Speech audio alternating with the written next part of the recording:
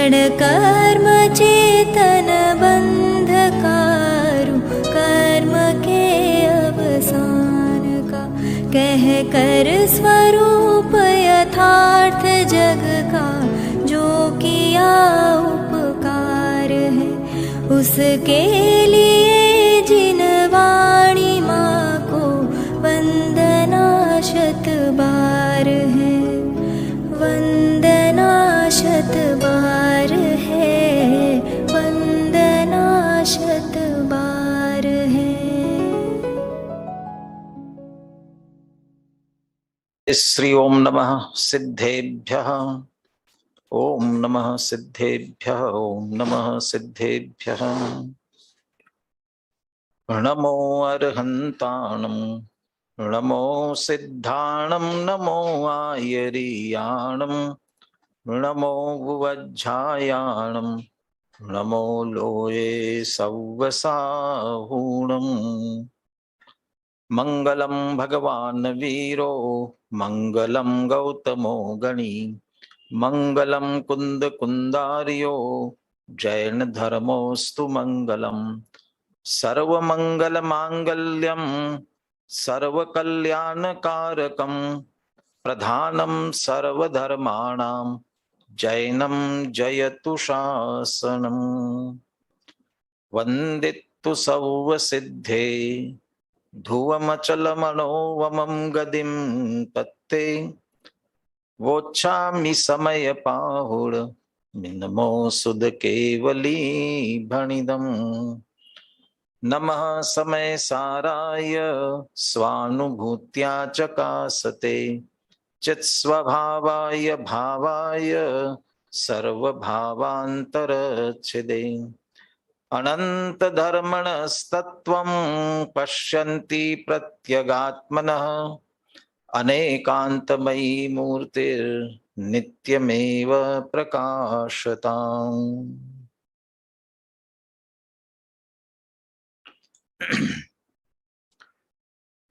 आचार्य कुंद कुंद देव विरचित समय सार परमागम और इसकी आचार्य अमृतचंद्र कृत आत्मख्याति टीका, इनके आधार से हम समय सार का सार ग्रहण करने का प्रयास कर रहे हैं।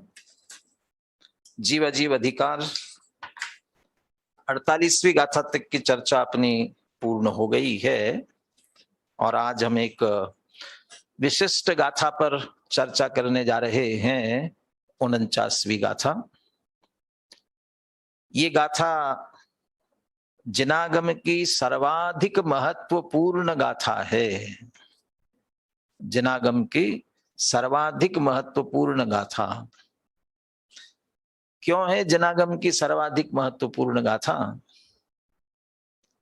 क्योंकि जिन अध्यात्म के प्रतिष्ठापक आचार्य कुंद कुंद देव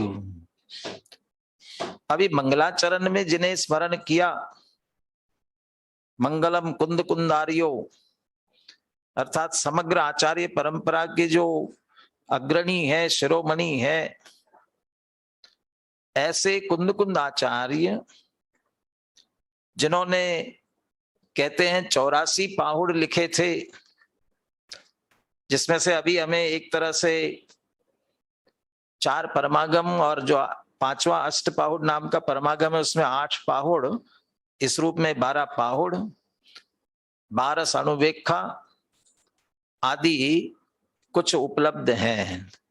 बाकी बहुत कुछ तो हमें उपलब्ध नहीं है।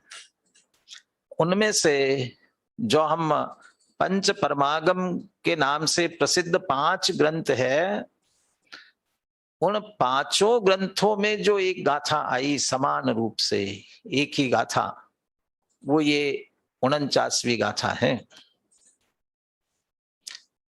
क्या कुंद कुंद आचार्य लिख नहीं सकते थे? जब समय सार में 415 गाथाएं लिखी तो 414 लिखी और 15 एक वही गाथा उद्धृत की, तो क्या और गाथा लिख नहीं सकते थे? मैंने कहा ना, इसलिए 84 पाउड़ों की रचना की, और गाथाएं लिख सकते थे। विषय नहीं था, भाषा नहीं थी, सामर्थ्य नहीं थी, ऐसा तो कुछ नहीं है। लेकिन एक ही गाथा को पांचों ग्रंथों में और यथावत, बिना किसी परिवर्तन के यथावत उसी रूप में प्रयोग करना, ये अपने आप में बताता है कि ये निश्चित रूप से बहुत महत्वपूर्ण गाथा आचार्य कुंदगुंद देव को लगी।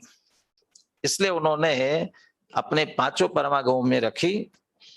यहाँ तो अपन 49वीं गाथा के रूप में समय सार में इसका हम अध्ययन स्वाध्याय करने ही जा रहे हैं। प्रवचन पंचास्तिकाय संग्रह, पंचास्तिकाय संग्रह, पंचत्थिकाय संग्रह नाम का जो आपका ग्रंथ है, उसमें 127वीं गाथा ग्रंथ प्रवचन सार। प्रवचन सार में, जिसे प्राकृत में पवयन पाहुड़ भी कहते हैं, इसमें 172 नंबर पर है ये गाथा। नियम सार में 46वें नंबर पर है, और अष्ट पाहुड़ के जो 8 पाहुड़ है उसमें भाव पाहुड़ में 64वीं गाथा। याद रखने के लिए थोड़ा क्रम अच्छा है, 127, 172, 46, 64, 27, 2, 7 को पलट दो, 7, 2 हो जाता है 72, नियम सार 46 का पलट दो 64 हो जाता है। क्रम याद रखने के लिए इनमें से 2 ग्रंथों के, 3 ग्रंथों के, जिन्हें प्राभृत त्रयी, कुंद कुंद त्रयी भी कहा जाता है, जिसमें ग्रंथादिराज समय सार, प्रवचन सार और पंचास्तिकाय, इन तीनों पर आचार्य अमृतचंद्र देव ने टीका लिखी है। इसीलिए ये कुंद कुंद त्रयी, प्राभृत त्रयी, नाटक त्रयी के नाम से भी कहे जाते हैं तीनों ग्रंथ। आचार्य कुंद कुंद देव के मूल ग्रंथ और आचार्य अमृतचंद्र देव की टीका है। अभी अपन उसके विस्तार में नहीं जाएंगे, उनके नाम बहुत सार्थक रखे हुए हैं, लेकिन उधर जाने की आवश्यकता नहीं है। सिर्फ इतना कहना है, इनकी व्याख्या प्रकरण के अनुसार वहां अलग अलग तरह से की है। यहां विस्तार से हम पढ़ेंगे ही, बहुत विस्तृत टीका है। प्रवचन सार में भी एक अलग दृष्टिकोण से, इसमें जो अनेक विशेषण आ रहे उसमें से अलिंग ग्रहण नाम का एक विशेष विशेषण, उस विशेषण के अमृतचंद्र आचार्य ने 20 अर्थ किए हैं वहां पर, और इसी कारण से ये अलिंग ग्रहण की गाथा के नाम से प्रसिद्ध हुई, क्योंकि एक शब्द के 20 अर्थ किए प्रवचन सार में। पंचास्तिकाय संग्रह में यथासंभव वहां प्रकरण के अनुसार अर्थ किया हुआ है। नियम सार में पद्म प्रबलधारी देव ने भी अपने अनुसार अर्थ किया, टीका लिखी। अष्ट पाहुड़ के भाव पाहुड़ में प्राकृत संस्कृत टीका विशेष उपलब्ध नहीं है। जयचंद जी छाबड़ा ने जो अर्थ उसका किया उसी रूप में लिया, लेकिन एक ही गाथा उद्धृत होना प्रत्येक ग्रंथ में इसके महत्व को बताता है। अकेले ये समय सार आदि पंच परमागमों में ही नहीं, अन्य ग्रंथों में भी ये उद्धृत हुई है गाथा। किन किन ग्रंथों में उद्धृत हुई है? धवला के भाग 3 में, धवला पुस्तक भाग 3 जो है, उस 3 में भी ये गाथा उद्धृत है। पद्मनंदी पंचविंशतिका में भी गाथा उद्धृत है ये, और द्रव्य संग्रह, ये 3 का तो उल्लेख ही है। आदि अनेक ग्रंथों में ये गाथा आती है। इसका अर्थ ये सभी आचार्य भी इस गाथा को विशेष महत्व देते हैं, और इसीलिए मैंने कहा था कि ये जिनागम की सर्वाधिक महत्वपूर्ण गाथा है। क्या महत्व है ऐसा, ये हम इसकी टीका पढ़ेंगे तो हमें और विशेष इसमें से ख्याल में आएगा। तो ये तो एक गाथा की विशेषता के संदर्भ में बात करनी थी, इसलिए अपन ने इतनी चर्चा की। अब अपना जो क्रम चलता है, उत्थानिका से प्रारंभ करते हुए गाथा और टीका के क्रम से चलते हैं। सर्वप्रथम अपन उत्थानिका देखते हैं।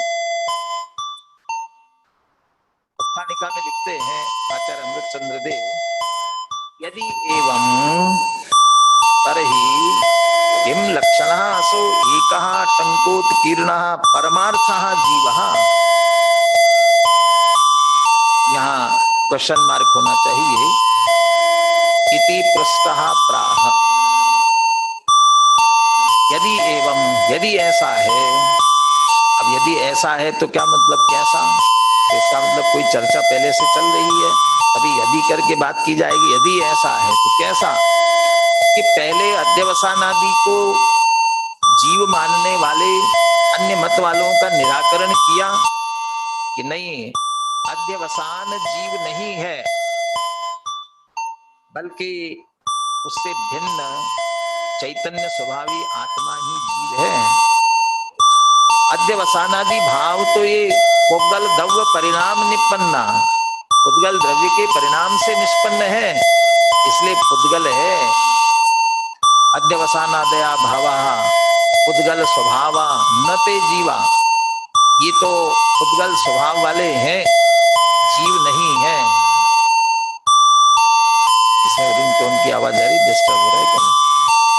इसका आवाज कोई म्यूट तो नहीं है, कोई और बाहर से? ये सब पुद्गल स्वभावी कहा, जीव नहीं है। और फिर शिष्य ने पूछा कि नहीं, ये तो थोड़ा सा चैतन्य के साथ अन्वय रखने वाले दिखते हैं, तो जीव जैसे दिखते हैं तो जीव होना चाहिए। पुनः कह दिया नहीं, ये पुद्गल ही है। फिर आगम की बात करते हुए शिष्य ने कहा, लेकिन इन्हें आगम ने जीव के रूप में सूचित किया है। जितने कर्णान योग के ग्रंथ है, चरणान योग आदि के ग्रंथ है, इन सब में इन जीव कहा गया है इनको।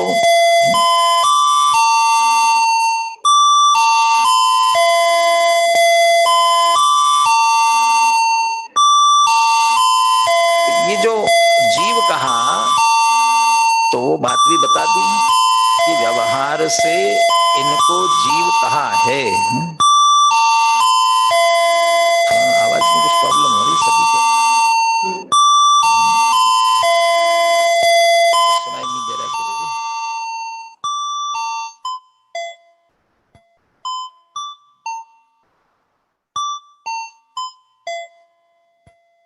थोड़ा रुक करके प्रॉब्लम सॉल्व करते हैं, जिससे जो चर्चा बोलते जाए और आप तक बात न पहुंचे तो फिर उसका कोई मतलब नहीं है।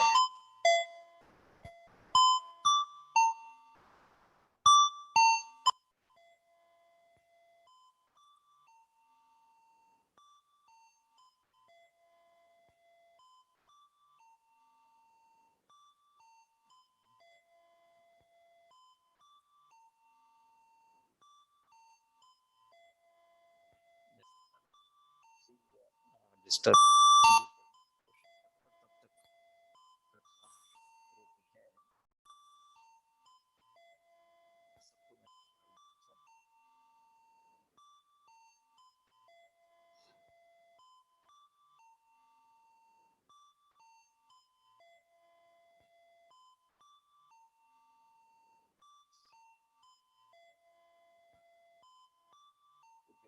जुड़ा है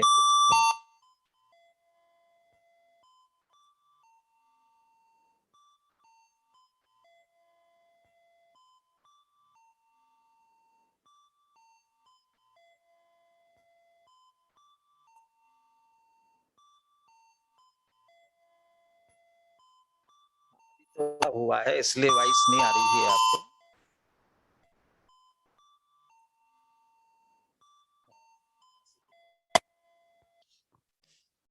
ऐसे चालू है।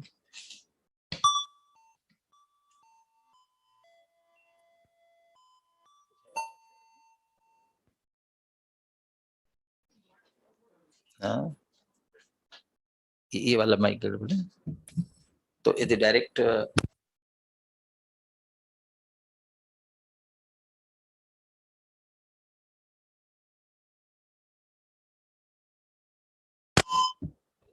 मेरी आवाज कहाँ से आई?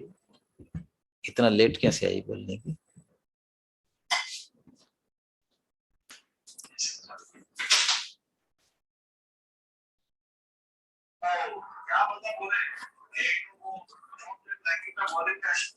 हाँ, अभी अभी बोलने से आ रही आवाज, देखें आपको आ रही है? हाँ हाँ, थोड़ी सी चर्चा अपन पुनः करते हैं। पहले चर्चा ये ली गई है कि यह 49वीं गाथा जिस पर हम चर्चा करने जा रहे हैं, ये जिनागम की सर्वाधिक महत्वपूर्ण गाथा है, क्योंकि जो आचार्य कुंद कुंद देव 84 पाहुड़ लिख सकते हैं, वे स्वतंत्र ग्रंथ लिख सकते थे, माने स्वतंत्र गाथाएं लिख सकते थे, लेकिन फिर भी पांचों परमागमों में बिल्कुल एक सी गाथा बिना किसी परिवर्तन के यथावत ली है। इसका अर्थ निश्चित रूप से एक ये विशिष्ट गाथा निश्चित होनी चाहिए। और साथ में अकेले इन पांचों परमागमों भी नहीं, और पांचों परमागमों के उल्लेख भी कर दिए थे। आपने आवाज नहीं सुनाई दी तो पीपीटी में जरूर देखा होगा, तो उनके क्रम भी दिए थे कौन से नंबर पर है। और इसके अलावा 3 ग्रंथों का उल्लेख भी किया, धवला भाग 3, पद्मनंदी पंचविंशति का और द्रव्य संग्रह, इन ग्रंथों में भी ये गाथा उद्धृत की हुई है। इसका अर्थ ये इसके एक विशिष्ट महत्व को ये निश्चित रूप से बताती है। उत्थानिका अपन ने प्रारंभ कर दी थी, और उत्थानिका में अमृतचंद्र आचार्य ने लिखा, यदि एवं तरहि किम लक्षणा असो एका टंकोत्कीर्णा परमार्था जीवः इति पृष्ठः प्राह। यदि एवं, यदि ऐसा है तो कैसा। तो इस पे पीछे का विषय दोहरा रहे थे कि 39 से 43 तक जो आत्मा को नहीं जानते हैं, ऐसे कोई अन्य मत वाले अध्यवसानादि भावों को जीव कहते हैं। आचार्य देव ने इसका निराकरण करते हुए कहा कि भैया ये सभी पुद्गल द्रव्य से निष्पन्न परिणाम है, इसलिए पुद्गल है, जीव नहीं है। इनसे भिन्न चैतन्य स्वभावी आत्मा भेद ज्ञानियों को उपलब्ध है, इसका मतलब ये जीव नहीं है। पुनः शिष्य ने कहा कि चैतन्य के साथ अन्वय रखते हुए दिखाई देते हैं ये परिणाम, और जब चिन्वय के चैतन्य के साथ अन्वय रखते हुए परिणाम दिखाई देते हैं तो फिर इन्हें जीव क्यों न कहा जाए। इसका भी उत्तर दिया था कि ये तो कर्म के फल के रूप में होने वाले परिणाम है। कर्म पुद्गल है तो उसके फल रूप होने वाले परिणाम भी पुद्गल ही होने चाहिए, इसलिए उनको पुद्गल ही सिद्ध किया। अध्यवसानादया भावा पुद्गल स्वभावा न ते जीवा। लेकिन पुनः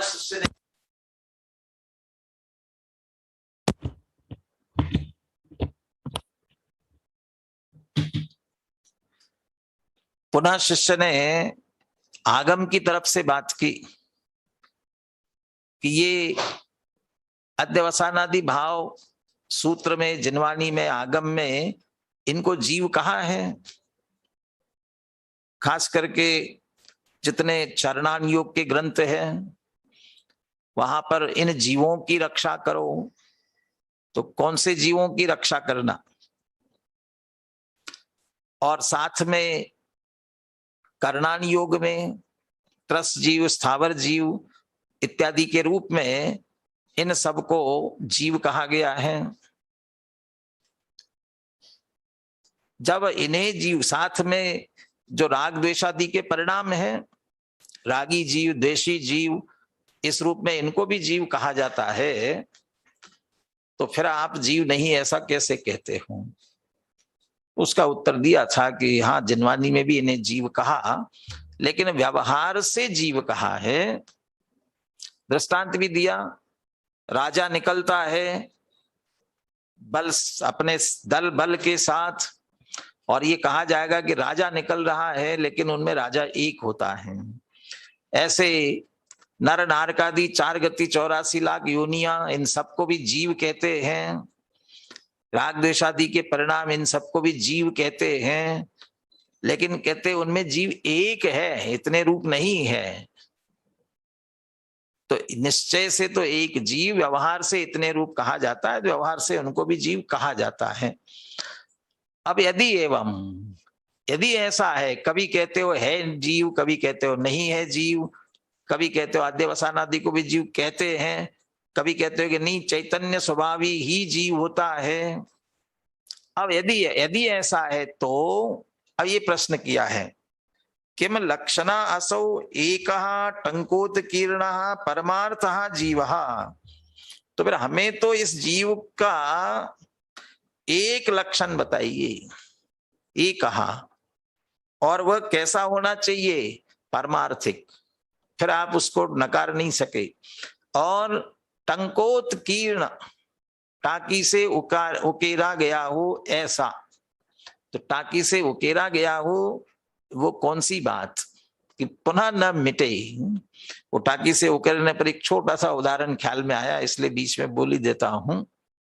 दो मित्र जा रहे थे, जाते जाते एक मित्र का दूसरे मित्र को धक्का लगा तो गुस्सा आया तो उसने एक चाटा मारा तो ये अपने दरिया के किनारे चल रहे थे तो वहां गीली मिट्टी थी। उस गीली मिट्टी में मित्र ने लिख दिया, मेरे मित्र ने आज मुझे चाटा मारा। थोड़े आगे गए, अचानक एक बहुत बड़ी लहर आई और उसके कारण से जिस मित्र को चाटा मारा था, जिसने लिखा था, उसका पैर फिसल गया और वो दरिया में बहने लगा। तत्काल दूसरे मित्र ने उसे बचाया और किनारे लेकर के आया। आने के बाद एक पत्थर पर दूसरे पत्थर से खोद खोद करके उसने लिखा, आज मेरे मित्र ने मेरी जान बचाई। तो दूसरे साथ चलने वाले मित्र ने कहा कि मैंने चाटा मार दिया था तो तुमने रेत पे लिखा, और मैंने तुम्हें बचाया तो तुमने पत्थर पर लिखा, ऐसा क्यों किया। अरे बुराई तो ऐसी ही होनी चाहिए, थोड़ी देर बाद वो मिट जावे, और अच्छाई ऐसी हो कि वह स्थायी होवे। टाकी से उकेर दिया हो जैसा स्थायित्व के लिए, ऐसे यहाँ कह रहे टंकोत की। आप जीव का पुनः पुनः अलग अलग बताते हो, कभी अध्यवसान कहते हो, कभी शरीर को भी कह देते हो, कभी कहते हो कि नहीं ये सब जीव नहीं चैतन्य ही है, और फिर कहते हो उनको जीव कहते हैं तो व्यवहार से कहते हैं। आप तो बिल्कुल परमार्थ बताओ, और वह भी ऐसा बताना कि टंकोत कीर्ण हो, टाकी से उकेर दो कि आप पुनः बदले नहीं, और एक बोलो बार बार बदलो। इसलिए 3 शब्दों का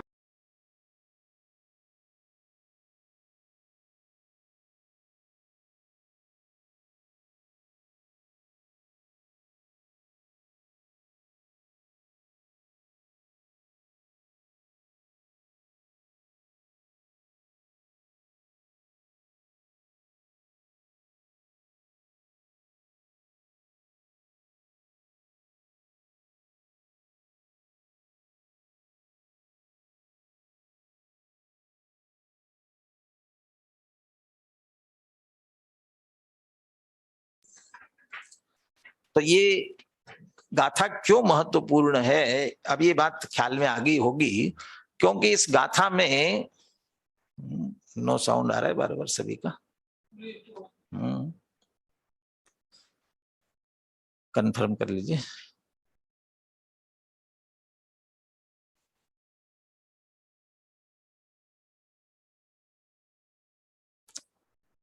हाँ जी, इसमें टंकोत्कीर्ण एक परमार्थ जीव का लक्षण, या जीव का परमार्थ टंकोत्कीर्ण एक लक्षण कहा गया है। परमार्थ जीव, यदि हम परमार्थ जीव को इस रूप में देखा जाए कि जिससे परमार्थ की प्राप्ति होती है, वह परमार्थ जीव। और परमार्थ की प्राप्ति का अर्थ है परम अर्थ, अर्थ प्रयोजन, सर्वोत्कृष्ट प्रयोजन की सिद्धि जिसके आश्रय से होती है, ऐसा जीव। तो किसके आश्रय से? जो आज तक सिद्ध हुए हैं, अरहंत हुए हैं, मुनिराज बने हैं, पंच परमेष्ठी, ये सब किसके लक्ष्य से बने हैं? एक अपने शुद्धात्मा के लक्ष्य से।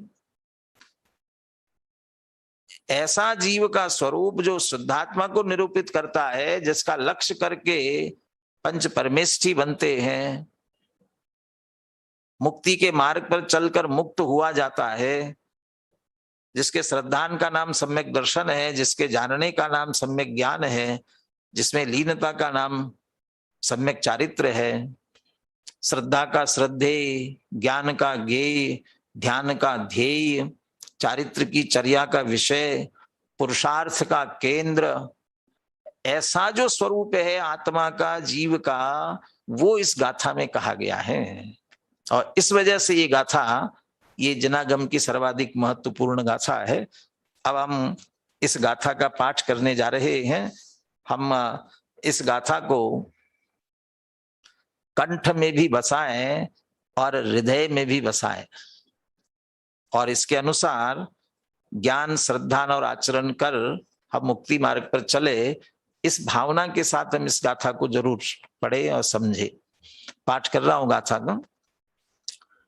अरसमरूवम गंधम औवत्तम चेदना गुणमसद्दम जान अलिंग गहनम जीवमनि दिट्ठ संठानम।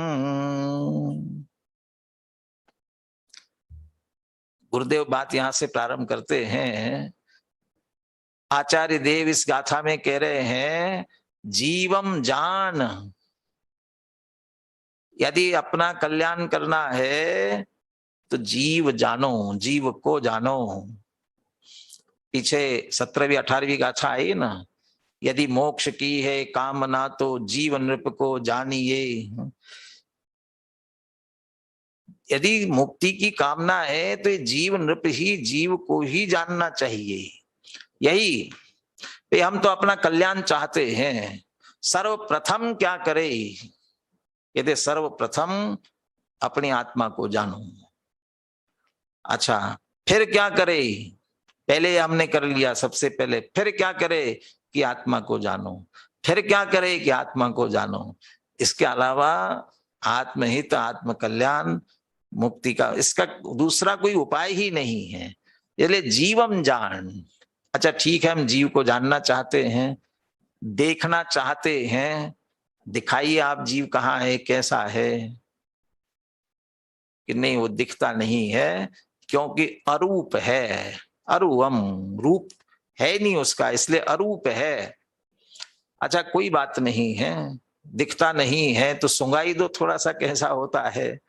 कहले अगंधम, गंध भी नहीं है। चखा दो, रस भी नहीं है। बता दो, शब्दों से तो बता दो कि अशब्द, अशब्द असद्दम। पहली पंक्ति में सबसे आखिरी में है असद्दम। तो अरसम, रस नहीं है, अरूपम, रूप नहीं है, अगंधम, अरसम अरूपम अगंधम, और अंतिम शब्द असद्दम, शब्द भी नहीं है। अच्छा चलो, आंख किसी से नहीं आ रहा है, आंख बंद करके भी छू कर हम देखना चाहते हैं उसे, छू करके तो देखे। कहते अस्पर्श है। ये अस्पर्श यहाँ मूल में गाथा में नहीं आया, लेकिन चूंकि पांचों इंद्रियों से संबंधित विषय आए हैं, स्पर्श, रस, गंध और शब्द। स्पर्श, स्पर्श नहीं शब्द आया, रस, गंध, वर्ण और शब्द, ये चार आ गए। रस, वर्ण, गंध और शब्द। तो कह रहे एक इंद्री का विषय क्यों छूटे? कदाचित गाथा में पद्य लिखते हैं तो गाथा के अक्षरों की संख्या निश्चित होती है। यस्या प्रथमे पादे द्वादश मात्रा तथा तृतीयेपि, इस तरह एक निश्चित मात्राएं होती है, तो उससे अधिक नहीं हो सकती, इसलिए कदाचित छूटा हो। तो अमरचंद्र आचार्य ने स्पर्श भी जोड़ा। तो जो स्पर्श, रस, गंध, वर्ण और शब्द नहीं होने के कारण से आप इंद्रियों से उसे नहीं जान सकेंगे। अच्छा, इंद्रियों से नहीं जान सकते हैं तो मन का विषय तो होगा। कहते वह इतना अव्यक्त है, इसलिए अव्यक्तम, ये मन से भी पकड़ में आवे ऐसा नहीं है, मन के विकल्पों से पकड़ में आए ऐसा भी नहीं, अव्यक्त है।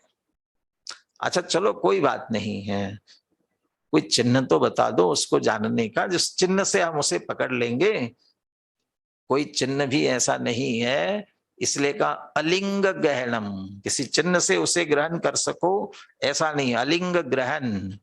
चलो आकार प्रकार ही बता दो, फिर हम उसकी कल्पना कर लेंगे और जानने की कोशिश करेंगे।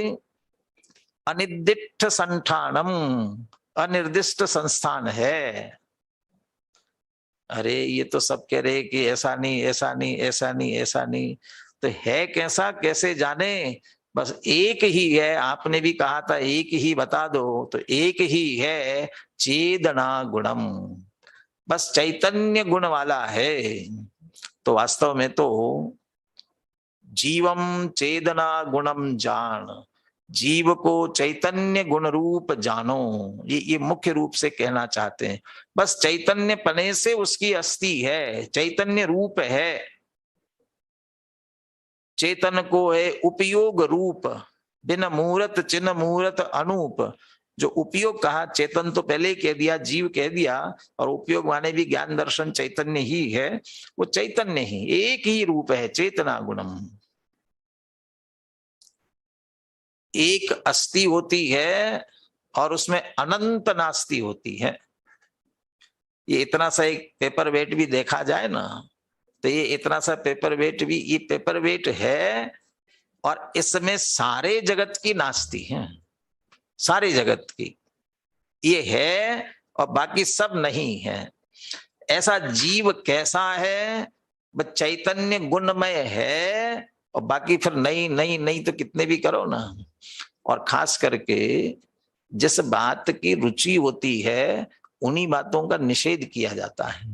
हमें 5 इंद्रिय विषयों की रुचि है और उससे आनंद लेना चाहते हैं और ये सोचते हैं कि हाँ अरे आनंद आया तो यही तो आत्मिक आनंद, अध्यात्म ऐसा लगता होगा, इसलिए पहले ही कह दिया कि नहीं, रस अरूप अगंध शब्द है ही नहीं ये। और कोई आकार प्रकार से जानना चाहो, है ना अभी आकार प्रकार वाले फिगर, और बहुत से कसरत कर करके कितने 6 पैक्स और क्या क्या बनाते हैं आकार के लोभी। और भी चेहरा कैसा होना चाहिए, बाल कैसे होना चाहिए, घुंघराले होना चाहिए, आकार के आकार भी है नहीं उसका, अनिर्दिष्ट संस्थान। जिन जिन में भ्रमित होने की संभावना, उन सबका निषेध, ये नहीं। कैसा? एक चेतना गुण, बस चैतन्य गुण वाला है।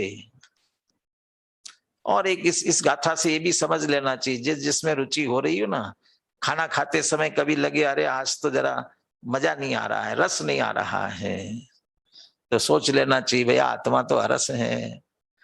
कहीं से दुर्गंध आ रही तो तत्काल विचलित हो जाते हैं। अरे हम इस सिर्फ गंध जानने वाले, हम स्वयं तो अगंध है।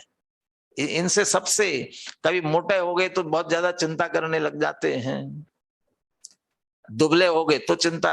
अनिर्दिष्ट संस्थान, कोई आकार हमारा है ही नहीं।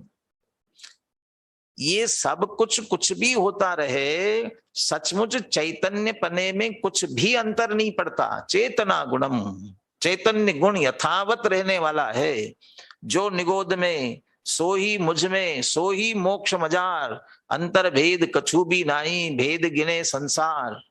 ये सब बदलते जाएंगे, रूप रस गंध स्पर्श ये सब बदलेगा। कोई चिन्ह विशेष, मनुष्य है तो एक मनुष्य का विशेष आकार होगा, पशु है तो चौपाया 4 पैर वाला होगा, पंछी है तो पंख वाले होंगे, ये उनके कुछ लिंग होंगे।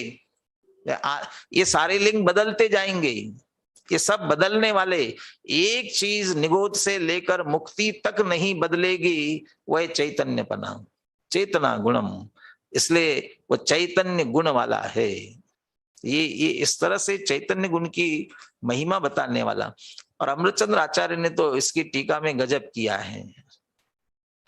एक एक हरा स्वरूप इन सबको, ये 5 इंद्रिय संबंधी जो बोल है, इनको हर एक को 6 विशेषणों से समझाया है। और हर एक के विशेषण को अनेक हेतुओं से, मैं क्यों अरस हूं, अपना विचार करो। मैं अरस हूं, अरूप हूं, अगंध हूं, लेकिन क्यों अरस हूं? तर्क युक्ति सहित हमारे चित्त में बैठ जाती है बात, तो और अच्छी तरह से गहराई से बात आती है। इसलिए इनके और विशेष टीका में कहने वाले हैं। आज एक बोल लेने की कोशिश करते हैं, अरस वाले बोल पर चर्चा करेंगे। लेकिन गाथाएं इतनी महत्वपूर्ण है, अच्छी है, इसलिए ये मन रमना चाहिए। हमारे बाबू युगल जी तो ये कहते हैं, एक एक गाथा, वैसे सब गाथाओं के लिए तो अपन विशेष विषय होता है इसलिए विशेष कहते हैं, लेकिन एक एक गाथा मिश्री की डली है, और मिश्री की डली, मिश्री के डब्बे में से मिश्री उठाई तो कौन सी मिश्री में मिठास है, कौन सी में नहीं है? तो सब में मिठास है, लेकिन मिश्री खाने की एक विधि है। ऐसा नहीं कि एक दवाइयों की गोलियां होती ना, टैबलेट, वो दवाई की गोली कैसी खाते हैं? मुंह में रखा, पानी पिया और गटक गए। और बहुत से लोग वो उसकी कड़वाहट आ जाती है ना यदि मुंह में रखते हैं तो वो बिल्कुल अंदर गले में रखेंगे और सीधा पानी पी जाएंगे, वो उसका स्वाद आना ही नहीं चाहिए, सीधी पेट में चली जाए। ये ऐसी नहीं है। ये मिश्री की डली जबान पर रखी और जब तक वो घुल करके अंतिम नहीं निकलती, मिठास आती रहती ना, तब तक मिठास लेते रहो। ऐसी एक गाथा लो चित्त में, विचार में, और रस लेते रहो। अमृतचंद्र आचार्य ने तो रस कस निकाल लिया। एक एक अरस चिंतन करने लगे, विचार करने लगे। छे हेतु, छे कारण मैं अरस हूं, क्यों अरस हूं, छे बातें उनके ख्याल में आई। कैसा चिंतन चल रहा होगा, कैसा विचार चल रहा होगा। तो ये उस गाथा में से इस तरह से रसकस निकालने का प्रयास हमको करना चाहिए, चिंतन में लेना चाहिए, गहराई में उतरना चाहिए उसके। तो ये चूंकि जब सर्वाधिक महत्वपूर्ण गाथा है तो हमें, मैंने कहा ना, कंठस्थ भी हो और हृदयस्थ भी हो। कंठस्थ तो शब्दों में हो जाएगी, क्षोभक्षम ज्ञान में आ जाएगी। हृदयस्थ तो तब होगी उसका भाव ख्याल में आए, भावभाषी तो एक एक शब्द का अर्थ। अंतिम गाथा में लिखा ना, समय पाहुड़ मिनम पड़िदून अथ तत्सदो नादून। अकेले शब्दों से नहीं पढ़ना, अर्थ भी और तत्व भी, उसके शब्दार्थ भी समझो और भाव भासना भी हो। तो भाव भासना तक पहुंचे तब सचमुच में हृदयस्थ हो जाएगी। तो वहां हृदयस्थ तक हो सके, इस तरह की ये गाथा है। सुनील जी से कहता हूं गाथा पद्यानुवाद के साथ पाठ करे। हर्षवरूवम गंधम औवत्तम चेदना गुणमसद्धम जान अलिंग गहनम जीवमणिदिठ संठाणम चैतन्य गुणमय आत्मा व्यक्त हर्ष रूप है जानो अलिंग ग्रहण इसे यह अनिर्दिष्ट शब्द है। बहुत बढ़िया टीका, बहुत बड़ी है, लेकिन जो मूल बात कहनी है वो मूल बात संक्षेप में यदि हम पकड़े तो जो विस्तार किया है उसे कम करके देखे। अभी वो सारी टीका एक साथ आपके स्क्रीन पर लेना तो संभव नहीं है, लेकिन जिनके पास ग्रंथ हैं वे उस ग्रंथ में से देख सकते हैं। इतनी सी बात देखनी है। और जो गायक भाव प्रोदिनी टीका है, इसमें हर बोल, जो अरसम मरुवम अगंधम, उसको एक एक अलग अलग पैराग्राफ दिया है। तो उस सारे हेतु लेकर के अंत में उसे वह किस रूप में उसे कहा, तो टीका में सीधा सीधा संक्षिप्त टीका इतनी सी है, यह खलु, प्रारंभ कर रहे हैं इसमें से, यह खलु, ले लीजिए टीका भी ले लीजिए, तो ये प्रारंभ के शब्द तो आ ही जाएंगे। प्रारंभ होती है यह खलु, जो वास्तव में कैसा है। जैसे अरस के भी छह ले ली, अच्छा अपन ने एक एक विस्तार करते हुए आगे लिया है, तो 6 के 6 आएंगे तो उसके अंत में आएगा कि अरसहा, यह खलु अरसहा, अगंधः अरूपः, अगंधः अस्पर्शः, अस्पर्श विशेष रूप से जोड़ लिया है, अशब्दः अनिर्दिष्ट संस्थानः, अव्यक्तः अलिंग ग्रहणः, चेतना गुणश्च स खलु, स खलु भगवान अमल आलोकः इह एकः टंकोत्कीर्णः प्रत्यक ज्योतिर्जीवः। पूछा था ना, टंकोत्कीर्ण एकः जीवः किम लक्षणा असौ, तो ये बताए इस लक्षण वाला है। अरस है, अरूप है, अगंध है, अशब्द है, अनिर्दिष्ट संस्थान है, अव्यक्त है, अलिंग ग्रहण है और चेतना गुण वाला है, वही टंकोत्कीर्ण प्रत्यक ज्योति जीव है। अच्छा अरस है, क्यों अरस है? अरस में भी रस आना चाहिए। अरस में रस कैसे आएगा? अरस है तो रस कैसे आ सकेगा? अरस, ये रस जो इंद्रियों का रस है वो तो आकुलता जनित ही है, दुख वाला ही है, सचमुच में सुख नहीं है। परंतु आत्मा का जो अतीन्द्रिय आनंद का रस है, रसयतु रसिकाणाम रोचनम ज्ञान मुद्यत, अरे ज्ञानियों को तो ज्ञान ही रुचता है, वे उसके रसिक जन है, उसका अनुभव करने वाले, तो उन्हें भी तो रस आता है। किसका आता है? अतीन्द्रिय आनंद का रस आता है।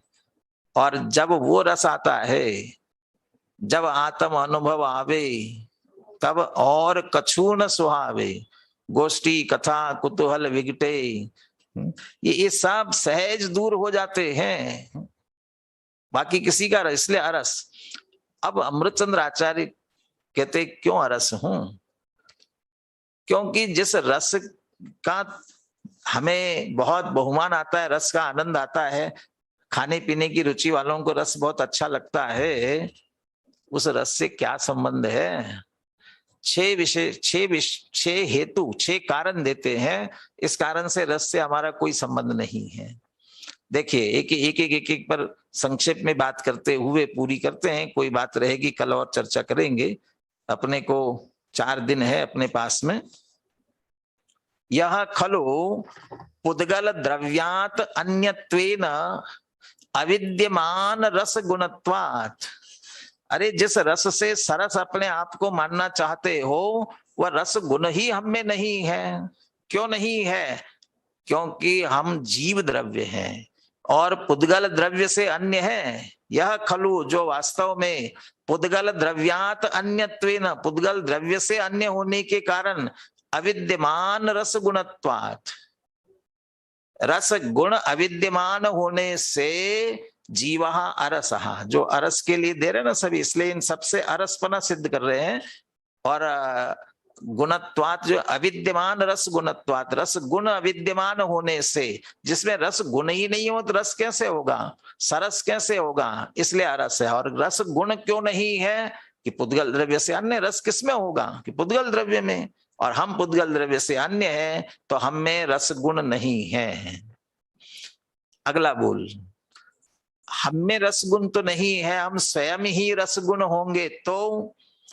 कहते नहीं, पुद्गल द्रव्य गुणेभ्य भिन्नत्वेन स्वयं अरस गुणत्वात्, पुद्गल द्रव्य के गुणों से भी भिन्न है। कहीं कहीं ऐसा होता है ना, बीच में वो द्रव्य द्रव्य रूप एक दूसरे रूप तो ना हो जाए, लेकिन एक दूसरे के गुण आ जाए तो एक दूसरे में। बहुत से हमारे मराठी भाई भी है इसमें, तो बीच में एक मराठी कहावत याद आई। मराठी में ऐसा कहा जाता है, ये ढवळ्यापाशी पवळा बांधला, वान नाही पण गुण लागला, ऐसा कहते हैं। और ढवळ्यापाशी पवळा बांधला का मतलब ये है, जो ये गाय बैल आदि होते हैं ना, कोई धोला मने सफेद होता है, कोई थोड़ा पीले रंग वाला होता है, कोई चितकबरा होता है, ऐसे अलग अलग रंग के होते हैं। कभी कभी गाय बैल आदि ये भी काले भी होते हैं। तो ये इनको कहते हैं धौला, सफेद वाला है, और पौला माने कोई पीले वर्ण का है। और इनको यदि अगल बगल में बांध दिया जाए, ये एक दूसरे का वर्ण नहीं जाएगा। सफेद है पीला हो जाए, पीला है सफेद हो जाए, ऐसा तो नहीं होगा। वान नहीं पन गुण लागला, लेकिन एक दूसरे का गुण लग जाता है। तो गुण लगता है का मतलब क्या? एक सीधा साधा बैल होवे, आराम से किसी को कभी सींग नहीं दिखाता हो, गुस्सा नहीं करता हो, और दूसरा गुस्सेल है, किसी को नजदीक ही नहीं आने देता है, सींग दिखाता है, और दोनों को साथ साथ बांध दिया जाए तो दूसरा सीधा सीधा है ना, वो उसके संगति में आकर के वह भी सींग दिखाने लग जाता है, तो उसका गुण लग गया, इसको कहते हैं। तो एक दूसरे का गुण आ गया ना। ऐसे ही हम पुद्गल द्रव्य नहीं, हम में रसगुण तो नहीं है, हम में रसगुण नहीं, हम स्वयं ही रसगुण हो, तो कहते नहीं पुद्गल द्रव्य गुणेभ्य भिन्नत्वेन, हम पुद्गल के गुणों से भी भिन्न है, इसलिए स्वयं भी रसगुण नहीं है, स्वयं अरस गुणत्वात्। तो क्या संबंध है? पुद्गल द्रव्य से भी भिन्न है और पुद्गल के गुणों से भी भिन्न है। तीसरा, अब धीरे धीरे सूक्ष्मता की ओर जाते हैं। कोई बात नहीं है, हम पुद्गल द्रव्य नहीं है, पुद्गल में जो रस गुण है वो रस गुण भी नहीं है, लेकिन रस गुण को हम जानते तो है ना। अच्छा, रस के जानने का मतलब है रस को चखते हैं, और रस को चखते हैं तो रसिया कहलाते हैं। जिसको जिसका रस होता है रसिया कहलाता है ना। तो रस को चखने के कारण तो हम रसिया है ना। अच्छा, आप रस को चखते हो, कैसे चखते हो, किससे चखेंगे? ये जीभ से चखते हैं। तो जिस जीभ से चखते हो वो है क्या?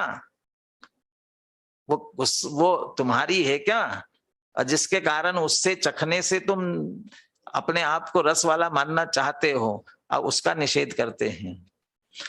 परमार्थतः, तो सबसे पहले परमार्थ लगा दिया, निश्चय लगा दिया। इसलिए लगा दिया क्योंकि लौकिक दृष्टि से तो कहा ही जाएगा कि हम जीभ से रस चखते हैं, लेकिन हम यह निश्चय की बात करें, इसलिए परमार्थतः।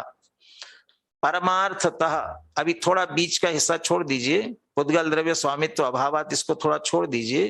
परमार्थतः द्रव्येन्द्रिय अवस्तंभेन अरसनात्, द्रव्येन्द्रिय अवस्तंभेन, द्रव्येन्द्रियों के अवलंबन से, अरसनात्, रस नहीं चखते हैं, रस नहीं चख सकते।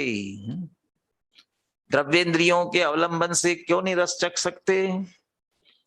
क्योंकि ये ज्ञान के कारण नहीं है। वास्तव में एक पूजन के छंद में चर्चा की ना, आलोक ज्ञान का कारण है, इंद्रिय से ज्ञान उपजता है, यह मान रहा था पर क्यों कर जड़ चेतन सर्जन करता है।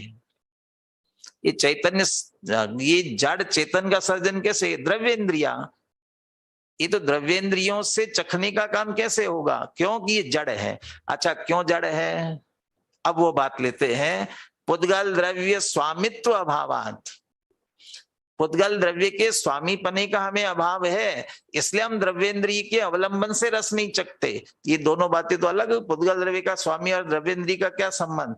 जिन द्रव्येंद्रियों से चखने की बात करते हो उसका स्वामी तो पुद्गल है, वो तुम्हारे नहीं है। तो तुम्हारे पुद्गल द्रव्य के स्वामी का अभाव है, द्रव्येंद्रियां पुद्गल की है।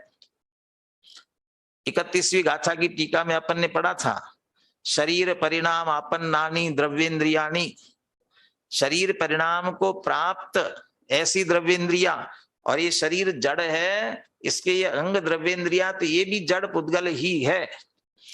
तो पुद्गल द्रव्य इनका स्वामी है द्रव्येंद्रियों का। यदि द्रव्येंद्रियों ने रस चखा तो वो वास्तव में पुद्गल ने चखा कहलाएगा, हमने कहा चखा, वो तो उसका स्वामी तो वो है। तो चूंकि द्रव्येंद्रियों का स्वामी जो पुद्गल है, उस पुद्गल के स्वामी पने का हमें अभाव है, इसलिए द्रव्येंद्रिया हमारी है ही नहीं, इसलिए द्रव्येंद्रिय के अवलंबन से भी हम रस नहीं चख सकते।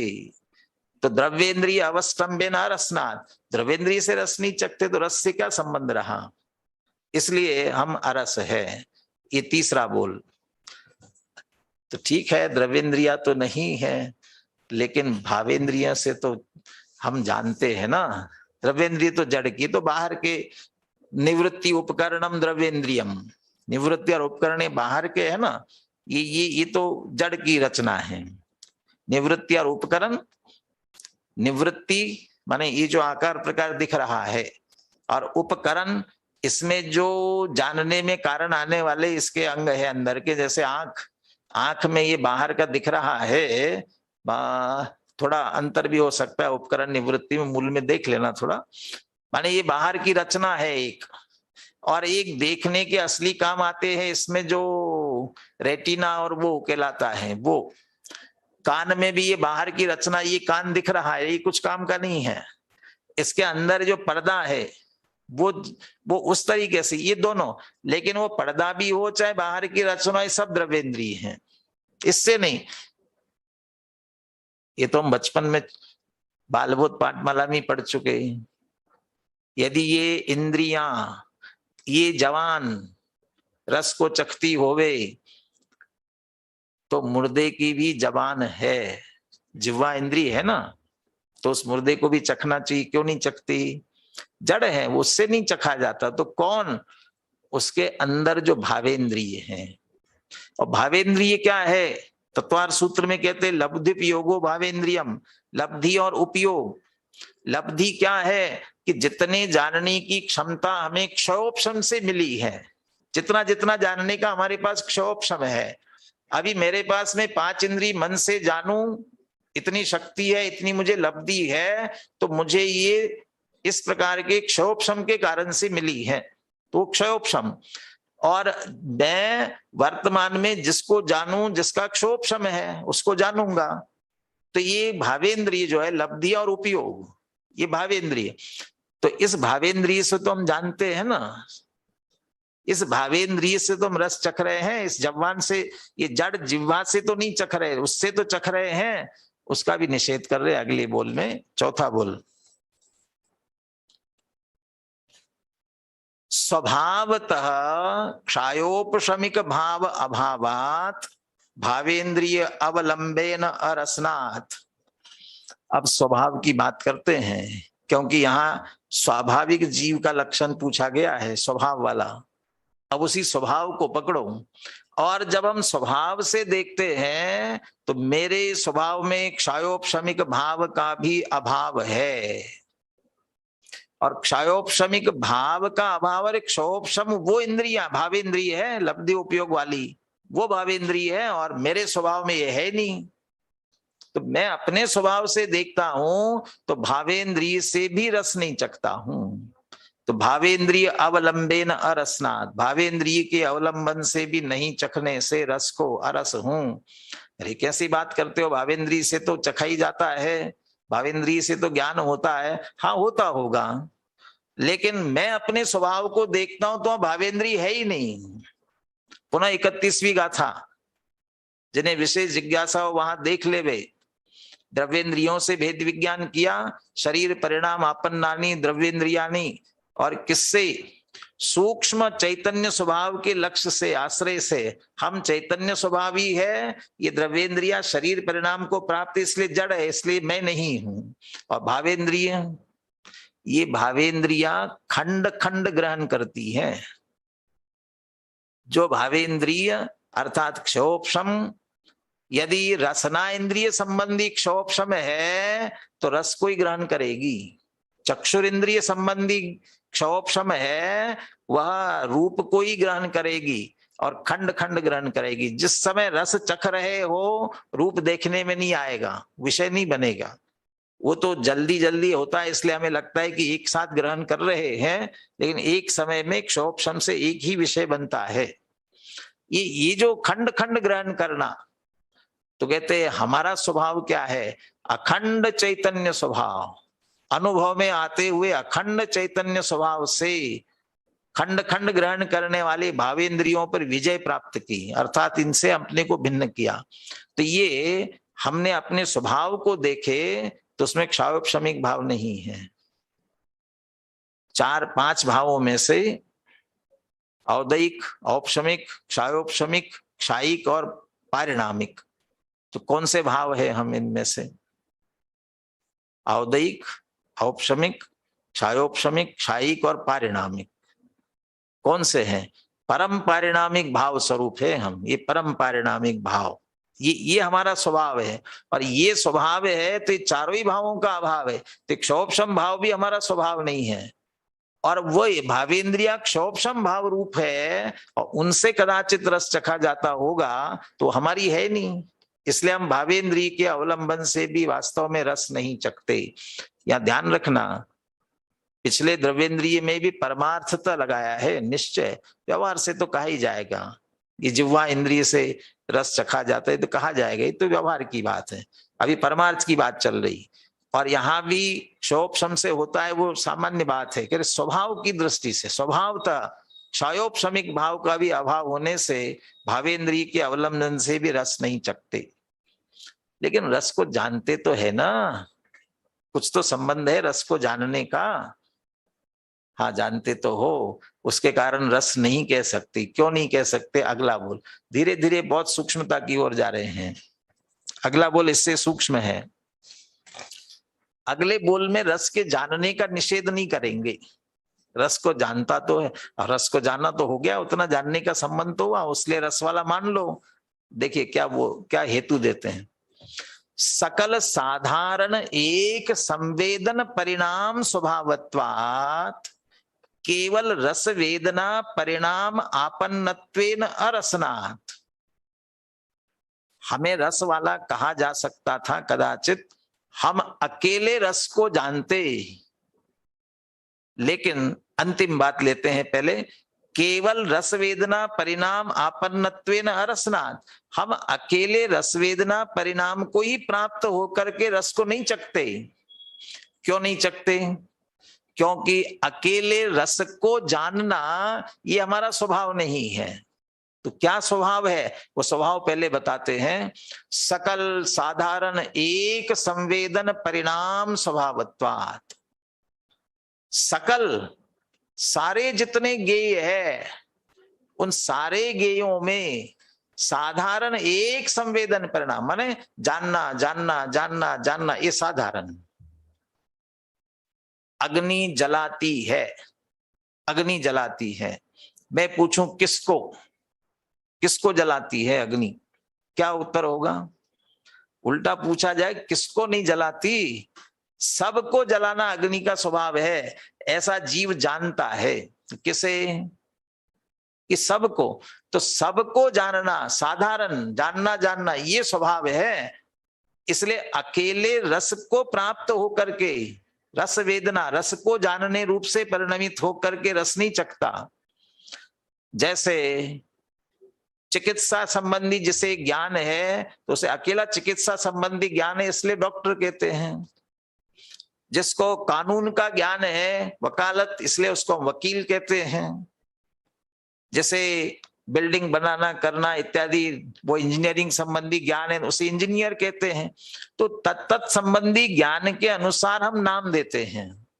ऐसे ही कोई कि रस को जानने वाला होता तो जीव को रस कहते हैं, लेकिन हाँ रस को जानता तो है, लेकिन अकेले रस को जानता होता तो इसको रस वाला कहते, रस सरस कहते। लेकिन केवल रस वेदना परिणाम आपन्नत्वेन अरसनात्, अकेले रस वेदना परिणाम को प्राप्त होकर ही रस नहीं चखता। तो कैसा? सहज साधारण स्वभाव, सबको जानने का स्वभाव, और सबको जानने का जैसा स्वभाव है ऐसे रस को भी जान लेता है। बस इस कारण से भी रस वाला नहीं कह सकते। नहीं, फिर भी जान तो लिया ही ना। तो अंतिम बोल और इससे सूक्ष्मता में जाते हैं। सकल गेय ज्ञायक तादात्म्यस्य निषेधात् रस परिच्छेद परिणतत्वे अपि स्वयं रस रूपेण अपरिणमनाच्च अरसः। सकल गेय ज्ञायक तादात्म्यस्य निषेधात्, ये ज्ञायक स्वरूप आत्मा समस्त गेयों को जानता है। लेकिन सारे गेयों को जानने पर भी उन गेयों के साथ गायक का तादात्म्य होता ही नहीं है। तादात्म्य से निषेधात। पर गेयों की बात ही लेना, स्वगेय के साथ तन्मय है ही, स्व भी गेय है, लेकिन जो पर गेय और ये गायक आत्मा, ये गेय गायक, इनके तादात्म्य का निषेध है। सकल गेय गायक तदपि निजानंद रसलीन, सब जानने में आते हैं लेकिन किसी से तन्मय नहीं होते। तो किसी गेय के साथ तन्मय नहीं होते हैं तो रस को जाना तो रस के साथ तन्मय होंगे क्या? तो सकल गेय गायक तादात्म्य से निषेधात, सारे गेय गायक के तादात्म्य पने का निषेध होने से गायक आत्मा जिन गेयों को जानता है उनके साथ कभी तन्मय होता ही नहीं है। इसका निषेध होने से रस परिच्छेद परिणतत्वे अपि, रस के जानने रूप से परिणमता है। गायक है इसलिए रस के परिच्छेद माने ज्ञान, जानने रूप से परिणत होता है। परिणत होने पर भी स्वयं रस रूपेण अपरिणमनात्, स्वयं रस नहीं हो जाता है। क्यों? रस गेय है, हम गायक हैं और गेय के साथ तादात्म्य का निषेध है। किसी गेय से तन्मय नहीं होता। गेय से तन्मय हो जाए तो फिर अगले गायक को जानने के लिए गायक रहेगा कैसे? एक दर्पण में हम सभी, घर में एक दर्पण लगा होता है, घर के सारे चेहरा सुबह देख करके कंघी करते ठीक कर लेते हैं। क्यों? यदि वह दर्पण एक व्यक्ति सुबह गया, सामने आया और उसी रूप हो गया, उसी के प्रतिबिंब रूप हो गया, फिर क्या होगा? फिर दूसरे का चेहरा दिखेगा ही नहीं। इसलिए वह दर्पण सब प्रतिबिंबित होने पर भी किसी प्रतिबिंब रूप नहीं होता। ऐसा गायक गेयों को जानने पर भी किसी गेय से तन्मय नहीं होता। तो रस के जानने रूप परिणत होने पर भी स्वयं रस रूप नहीं होता, रस से तन्मय नहीं होता। रस रूपेण अपरिणमनाच्च, इसलिए अरसहा। इस तरह से इन 6 विशेषताओं से, 6 कारणों से मैं अरस ही हूं, रस से कोई संबंध नहीं है, इसलिए मैं अरस हूं। अब रात भर और कल तक चिंतन करते रहे, इन 6 बोलों से अरसपना कहा है। इसी तरह अब अरूप, अगंध, अस्पर्श और अशब्द, ये 4 भी बिल्कुल यही के यही हेतु लगाएंगे। हेतु कोई नहीं बदलेगा क्योंकि 5 इंद्रियों के विषय एक से है उसके लिए। इसलिए अगंध, अरूप, स्पर्श और अशब्द इनके एक से आने वाले हैं। तो इनको एक तरह से पढ़ना है। समझ तो लिया अपन ने, इसको पढ़ना है तो जल्दी से पढ़ करके कल अगले ही, इसके बाद अनिर्दिष्ट संस्थान के बोल है। अनिर्दिष्ट संस्थान तो प्रयास करेंगे कि अनिर्दिष्ट संस्थान के विषय के बारे में भी चर्चा कर सकेंगे। तो कल आप ये आगे का विषय भी पढ़कर क्या है, इन पर भी चिंतन करें। इस पर भी कोई प्रश्न हो तो आप ग्रुप में डाल सकते हैं, उस पर भी विचार किया जा सकता है। अरस ऐसे अपने आत्मा का लक्ष्य करके अतीन्द्रिय आनंद का रस ले, इसी मंगल भावना के साथ अभी की चर्चा अपन पूर्ण करते हैं।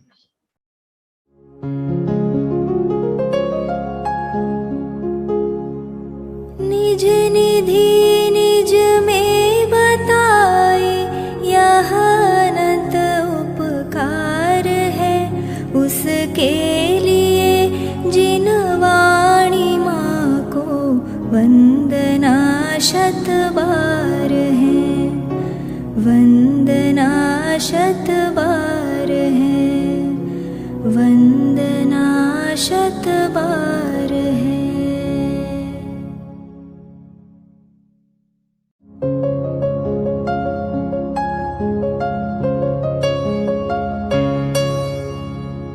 जिन वाणी भारती तो ही जपो दिन रैन, जो तेरी शरणा गहे सो पावे सुख चैन। जा वाणी के ज्ञान ते सूझे लोकालोक, मस्तक नवो सदा देत हो ढोक, सदा दे